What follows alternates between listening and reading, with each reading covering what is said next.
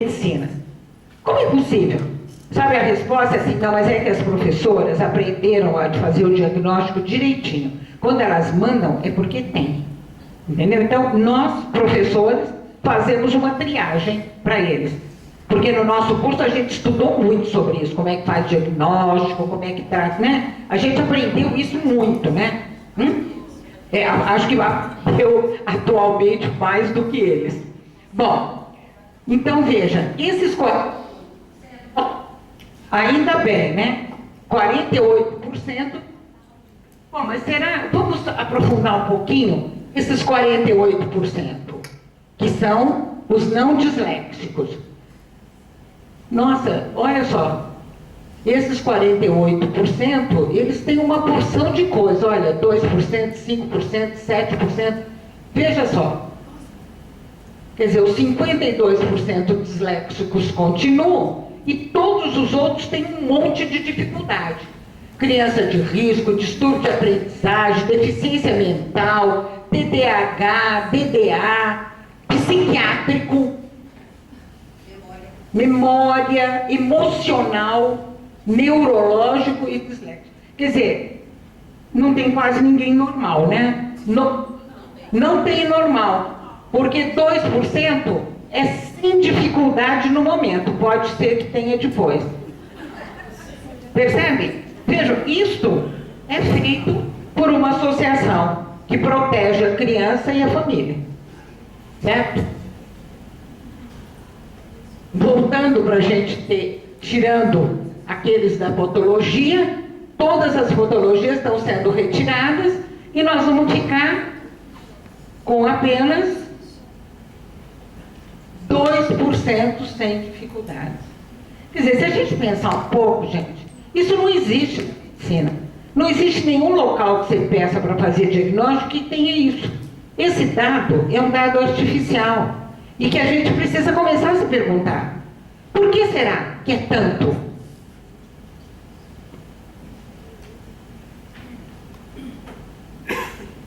Isto foi uma invasão de alguns institutos, algumas associações que fazem esse tipo de diagnóstico. Agora, a gente vai ver o que está acontecendo na invasão de projetos de lei na política brasileira. Como é que aconteceu isso? Todos os projetos de lei, eles aparecem no Congresso Nacional, eles aparecem nas Assembleias Legislativas Estaduais e aparecem também nas câmaras municipais de vereadores. Quer dizer, toda a política brasileira está tomada por projetos de lei a respeito desse assunto também. Vários outros, mas este projeto principalmente. Né? Quais são esses projetos de lei? Vejam. O primeiro tipo deles, evidentemente, todos uma cópia traduzida de projetos idênticos dos Estados Unidos. Veja, cria programas para identificação e tratamento. Primeiro, cria o programa. Então, tratamento, identificação e tratamento da dislexia ou do TDAH. Aonde? Na rede de ensino pública e privada. Então, o primeiro projeto de lei era obrigando que nas escolas se fizessem essa detecção. Existiu muito curso, muita coisa para professora, para ensinar como é que fazia isso. Tá? O segundo tipo de projeto estabelece especiais de avaliação das pessoas com TDAH e dislexia. Aonde? Nos vestibulares das universidades públicas, nos concursos de prova ou de títulos para investidura, em cargos ou empregos públicos e na administração direta ou indireta. Isso era muito comum se ter os laudos famosos no ensino fundamental e no ensino médio. Atualmente, existe por demais esses pedidos nos vestibulares. E por assim, é destino isso, sabe? Que os cursos que têm maior demanda como medicina, ciências da computação, engenharia civil, é lá que aparece. Engraçado, sabe que na educação quase não tem esses pedidos, nem na educação física, nem na química, nem na matemática. São naquelas de grande demanda, né? A Cida depois pode contar para vocês um pouco, porque ela foi assessora de uma comissão na Unicamp que tentou discutir, colocar regras dentro da universidade, porque começou a aumentar demais o número de candidatos do vestibular que já vinham por liminar da justiça para poder prestar o exame com um monte de regalias. 50% a mais do tempo, sala especial, tinha algumas patologias que eles pediam, leitor e escrita, porque eles tinham dificuldade, enfim, era uma coisa completamente fora daquilo que a gente entende como vestibular. E também isso existia nos concursos, principalmente concursos de direito, enfim, concursos públicos, né? E o terceiro tipo de projeto de lei era que inclui drogas que as prefeituras e que o Estado devem fornecer gratuitamente para quem tem essa indicação. Então, era não só o diagnóstico, como o remédio que era prescrito fosse pago ou pelo Estado ou pelas prefeituras. Em Campinas, depois a gente pode conversar um pouco, através de intervenção do Despatologiza e de alguns médicos do Despatologiza que trabalham conosco, foi feito um trabalho muito grande na prefeitura e fizeram um protocolo de dispensação do metilfenidato. E caiu o uso do metilfenidato em 70%. Mas isso é uma outra história que depois, no debate, a gente pode falar, né? Então, já os projetos de lei favorecendo essa questão da medicalização. Então, são lobbies, vereadores, deputados, senadores que colocam essas questões, se dizem apartidários. Então, tem PT, PMDB, PSDB, todo mundo tem o mesmo PL, e a escrita do PL é exatamente a mesma em todos os lugares, em qualquer estado e qualquer município. É tudo corta e cola, tudo igual. E avança, eles vão avançando. Por quê? Porque tudo isso é patrocinado pela indústria farmacêutica, que tem muito dinheiro. Nós estamos aqui vendendo os nossos adesivinhos, porque a gente não tem quem, porque nós não queremos também que eles nos patrocinem. Mas todo o resto é patrocinado com esse dinheiro da indústria farmacêutica, porque ela interessa vender muito remédio. O que vai acontecer depois, ela não quer muito saber. Ela simplesmente quer vender o dele, porque ela precisa de lucro. Veja, a quantidade de leis e de PLs já aprovados ou em fase de aprovação nos Estados Unidos. Em todos eles, vocês podem ir pegar em Minas, vocês entram e não precisa nem sair de casa, é só pegar na internet que vocês vão ver em Minas, no Estado, em Minas, nas câmaras de vereador, e vejam os seus deputados lá em Brasília também. Quantos PLs existem para que se legalize, que se obrigue a população a consumir remédio? Né? Vejam, todos. Agora, para uma educadora, o mais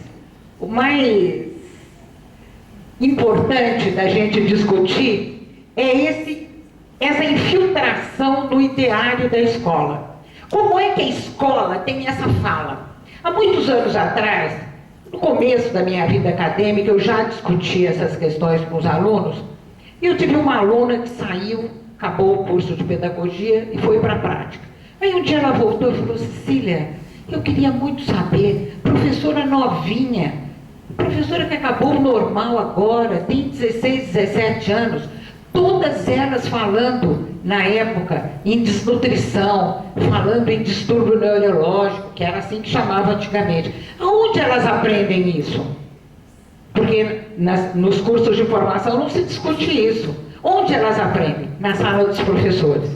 Um conta para o outro, um conta para o outro. Pega a lista de chamadas e diz, olha, tá vendo esse fulaninho aqui, olha, esse aqui é assim, esse tem TDAH, o outro tem isso, tem aquilo, tem assim, essa aqui não aprende mesmo, a mãe é prostituta. Eu não sei o que tem a ver uma coisa com a outra, ele não aprende porque a mãe é prostituta. Não aprende porque, entendeu? Todos os motivos que vocês possam imaginar existem para justificar que aquela criança não aprende. Normalmente, ou a criança é negra, ou a criança é pobre, a criança vem de bairros muito periféricos, e essas são as mais medicalizadas. E há muitos anos atrás, nós escrevemos um artigo num caderno SEDES, acho que é caderno SEDES número 15, mais ou menos, e lá está escrito, naquela época a gente dizia, quando o SUS reconhecer que distúrbio neurológico faz parte do elenco das doenças do SUS, que ele aceita, nós não temos mais nada que fazer. Mas já faz anos que isso já aconteceu, porque esse artigo é muito antigo. Então, hoje em dia, tem fila no SUS que as escolas mandam crianças. Mesmo que mandem 10 crianças numa mesma sala de aula, as pessoas não têm a crítica. Será possível? Por que 10, 15 crianças são enviadas para fazer diagnóstico? O que está acontecendo? Será que o ser humano está regredindo? A gente vai voltar a ser macaco? Porque criança, 20%, 15% de criança que tem problema neurológico é um retrocesso. O que se pensa disso? Não se pensa. Então precisa começar a pensar um pouco. 5 minutos. Vamos lá que não vai dar tempo. Eu vou ter que... Veja, a mesma vez, sempre são as associações de TDAH ou de dislexia que patrocinam as coisas, porque eles têm dinheiro e eles também são todos financiados pela indústria farmacêutica. Eles fazem palestras nas escolas, ensinando as professoras a fazerem o diagnóstico. E nós somos tão inteligentes na área da educação que em um dia de palestra a gente aprende tudo e a gente faz o diagnóstico. E por isso que eles dizem que as professoras aprendem tão bem que eles fazem aquela estatística dos casos por eles atendidos. Veja, isso é um curso. Se tirar a palavra dislexia, se tirar o TDAH, os cursos são muito interessantes. Como é que você individualiza o caso, como é que você muda a sua didática. Tudo aquilo que nós aprendemos que deveríamos fazer, ou se não aprendemos, deveríamos procurar aprender, eles ensinam. E aí? Como é que alguém pode entrar numa escola para poder dar um curso para nós como ensinar? Veja, a palestra sobre dislexia na Secretaria de Educação de Praia Grande, em São Paulo. Um município grande, então alguém da secretaria, junto com a secretária, patrocina um dia inteirinho de estudo para o professor, para ensinar o quê? Como diagnosticar TDAH e dislexia. Em um dia. Outra. Prefeitura de Santos. A mesma coisa. Eu só trouxe isso porque não é ilusão que a gente pensa que pode existir. Não, existe. Gente, atenção, professor, um concurso para professor. Um concurso. Olha, está chegando a hora de... Concurso Atenção Professor. Tudo vinculado a essa questão, diagnóstico e aprendizagem. Quem é que fez esse concurso? A Novartis. A Novartis é um laboratório que produz a Ritalina. Ela está muito preocupada se o aluno aprendeu ou não aprendeu, se o professor... Não, ela quer vender a Ritalina. Está aqui. E quem é que estava prestigiando e apoiando esse evento? A Associação Brasileira de Déficit de Atenção. Entendeu? Então, eles trabalham em dobradinha. Agora, essa dobradinha é muito bem paga. Alguém de vocês ninguém foi vender adesivo e nem imã de geladeira, não, para vocês, né? Vocês ganham. Ganham o quê? Lápis, caneta, dentro do estojo bonitinho, com várias folhas do teste que a Cida mostrou para vocês, do SNAP 4, para vocês aplicarem nos seus alunos e encaminharem aqueles que vocês acham que têm realmente esse diagnóstico. Então, isso é que fazem com a área de educação. Te dar um lanchinho gostoso, num lugar bonito, te fazem a cabeça, falam, usam todas as técnicas, todos os professores muito bem preparados, todos pagos, né?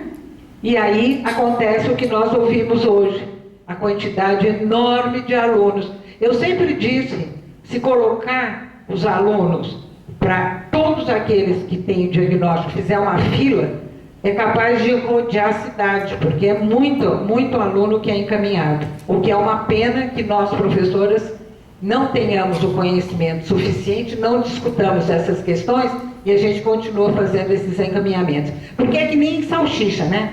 Entra carne e sai linguiça. É a mesma coisa. Você encaminha o aluno, ele vai, passa, sai Ritalina. Entendeu? Ritalina. Por isso que disseram aqui que ia botar Ritalina na caixa d'água, né? Porque não devia todo mundo já tomar. A cabeça deles. Veja, uma coisa muito que eu recebi a semana passada. Porque era no ensino fundamental e no ensino médio é que tinha essas palestras. No Rio Grande do Sul, não é no Rio Grande do Sul? É Caratinga, em Minas Gerais. Ah, em Caratinga, veja. Quem nos mandou foi uma professora do Rio Grande do Sul, desesperada, em Caratinga, doutora Maria Amin de Oliveira. Ela vai a uma faculdade, que eu não sei o nome, não dá para eu ler aqui, uma faculdade, ela dá palestras a respeito do assunto, e essas palestras são como atividades que contam para o curso. Então, são palestras que ela faz a respeito de diagnósticos da doença, etc. Medicalizando, patologizando cada vez mais.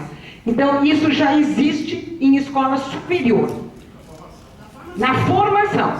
É na graduação de pedagogia. Então, agora vai sair mais perfeito ainda.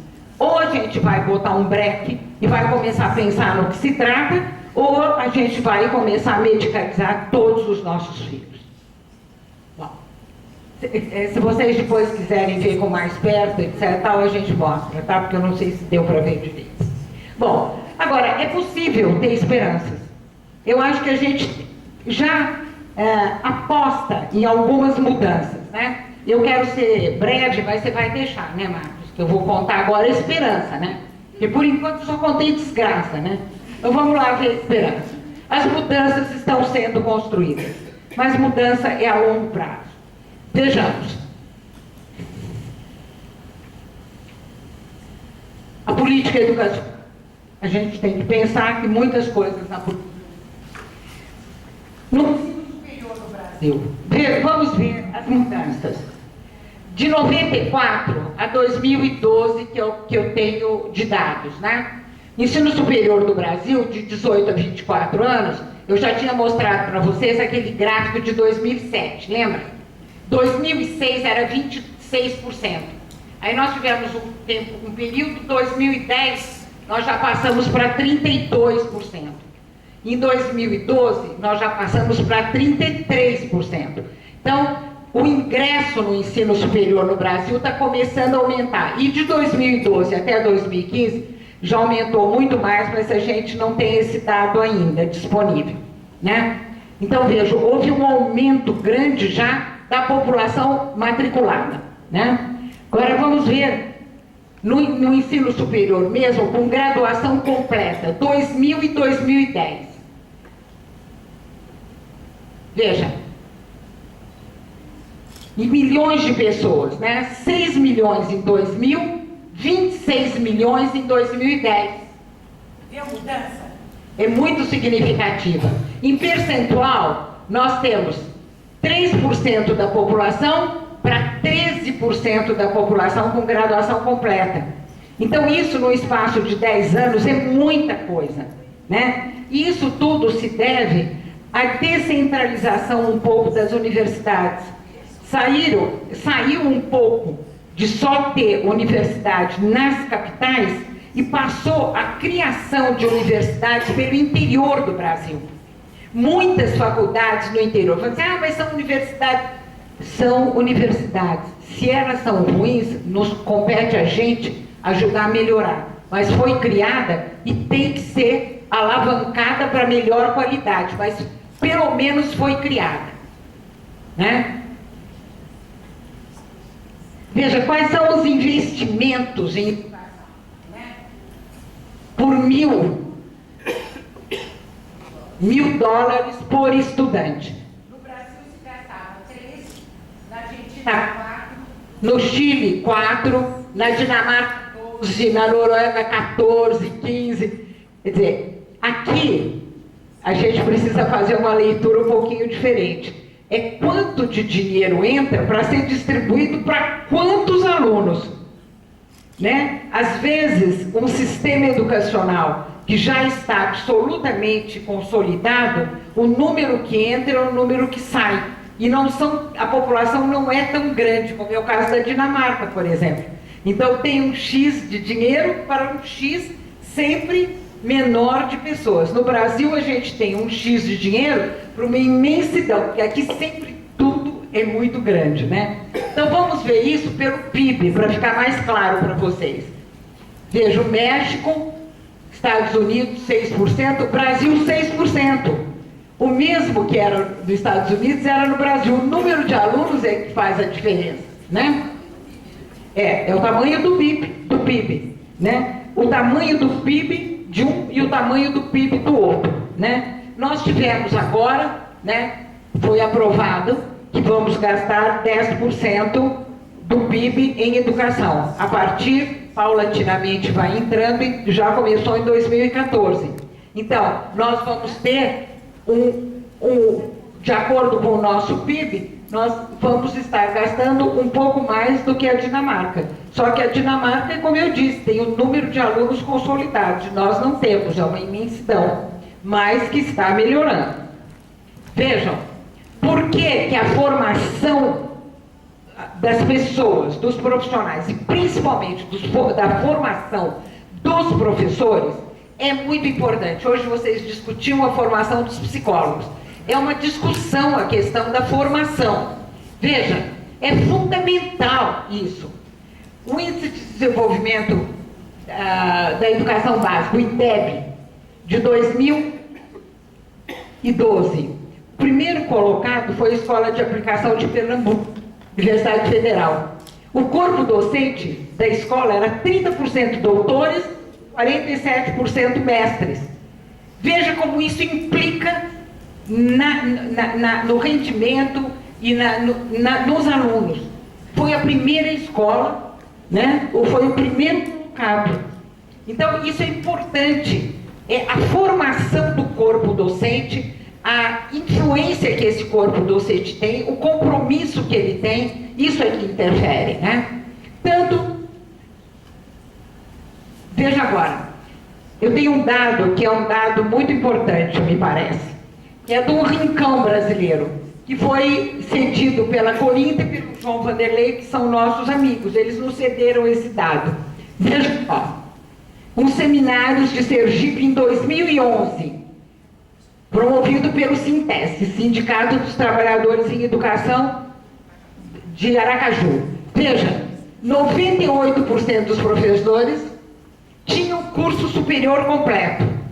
Fosse ele na faculdade que fosse, mas eles já tinham o curso completo.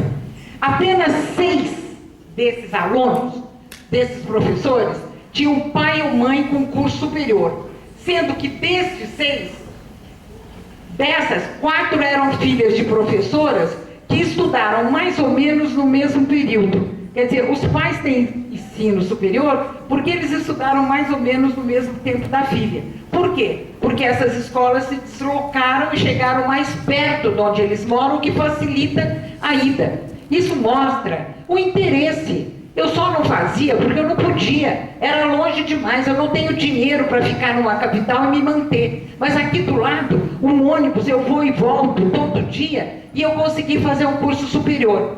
Então, as palavras do Vanderlei são assim: saíram de quase nada, fizeram um caminho e chegaram à universidade. Só que nós temos que construir a ponte. Essa ponte é condições, é filmes, é livros, é jornais, alguma coisa que retroalimente aquela formação. Porque em um ano, em uma geração, você pulou do analfabetismo para o curso superior. E esse vácuo é um vácuo cultural que precisa ser preenchido com cinema, com teatro, com jornal, com livro, com conferência, com curso. E isso nós temos e sermos obrigados a estar patrocinando, olhando e vendo, certo?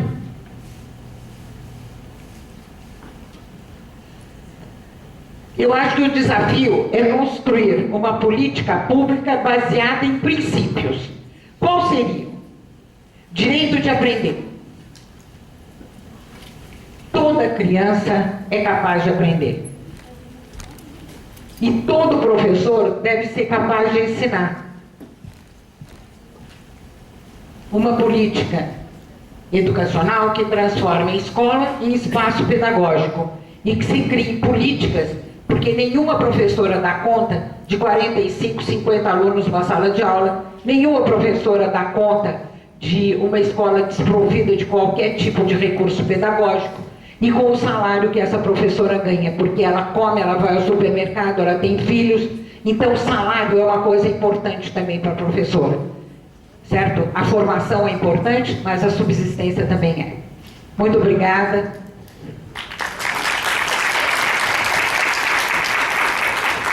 Obrigado, Cecília, pela apresentação, né, com essa contextualização, né, dentro do campo da educação, principalmente essa questão da formação, que a gente tanto falou hoje de manhã, né, a gente precisa fazer essa discussão.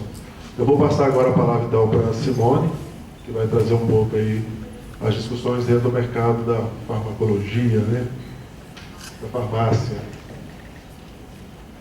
Boa tarde a todos. Na verdade, eu vou, mas eu preciso só ler o bichinho. Pronto. Senta aqui. Senta aqui.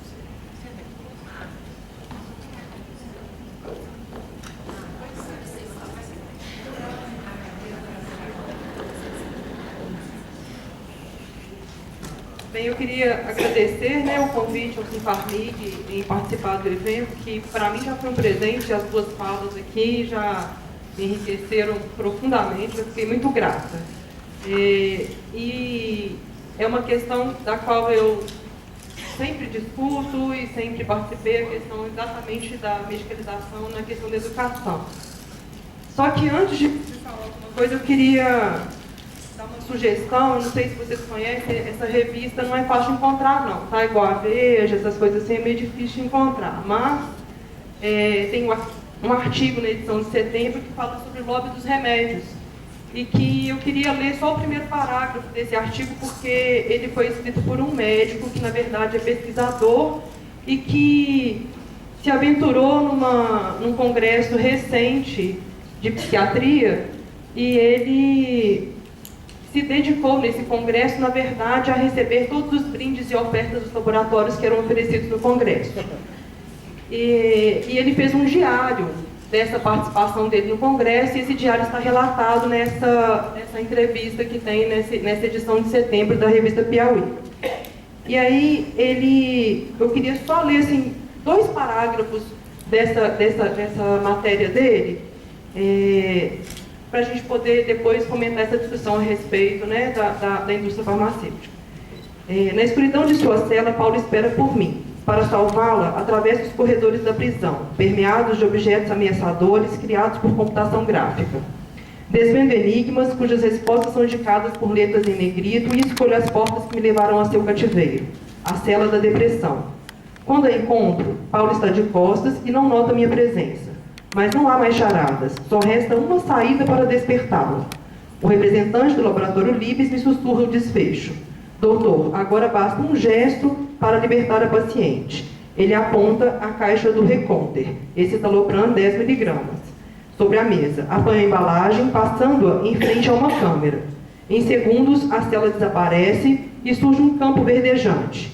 Ainda que o rosto computadorizado de Paula não seja tão atraente como parecia na foto mostrada no início do jogo, sei que meu gesto a salvou e isso basta. Ou quase. Eu recomendo que vocês leiam, né? Porque isso aí é só para a gente iniciar. Eu vou pular alguns slides, porque na verdade eu acho que discutir a questão da farmácia, eu trouxe alguns dados que se referem à questão da farmácia em si, em relação à medicalização.